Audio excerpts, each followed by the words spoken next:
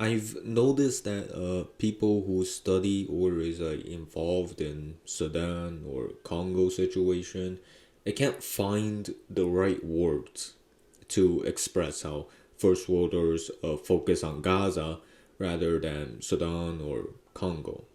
They always have to qualify their statements by saying, yeah, the Gaza situation is also important. I understand that, but why not Sudan? Well, first of all, there's the obvious point of Gaza being really simple to solve, just threaten Israel with sanctions. That's one reason why Gaza is focused on more. Yeah, the UAE is funding the paramilitary in Sudan, uh, some say for gold and geopolitical power, and the Congo situation is also partly due to natural resources, both historically and today, but today resource extraction is mostly a symptom of the conflict, not the cause. So those conflicts aren't quote unquote internal either.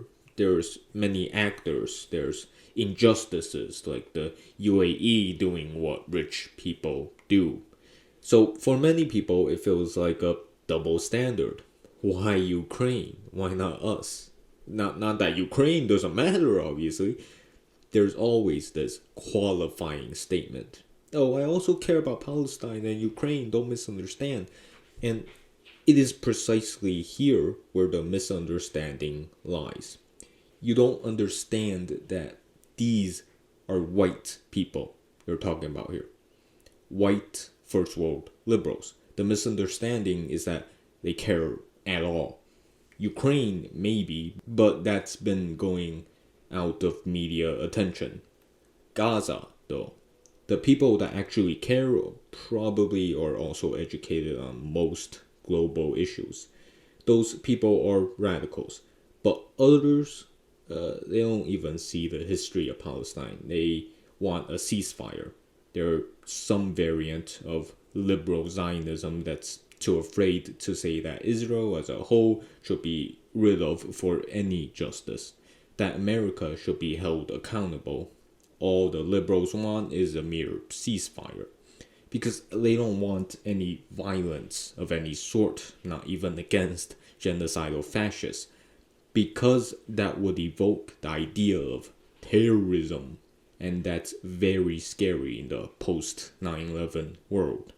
Most first worlders simply don't see brown people as human. They'll cheer for their vets, but lack the conviction to even form a third party or force their government to do anything. No, they'll just peacefully protest and post on social media about how bad the state of the country is. This image of civility must be upheld even as barbarism flourishes around them. They can't lose their first world status, their rights. So it's not that white people care more about Gaza than Sudan or Congo. They just, it's that they don't care enough in the first place, not enough to force change anyway. They'll just vote Democrat again and again. At least Europe has more diversity in politics. Don't fall for the first world facade of humanitarianism. Don't look towards the first world for hope in reforming global hierarchy. Don't rely on their sense of morality because we here in the first world, we don't see you. We don't hear you. You're just on our screens. Analyze the world more materially. First worlders have a vested interest in keeping their position and wealth. Climate change isn't going to affect us as much as it affects the brown people. War doesn't affect us. Death doesn't affect us. So yeah, your feelings are correct. First worlders don't care.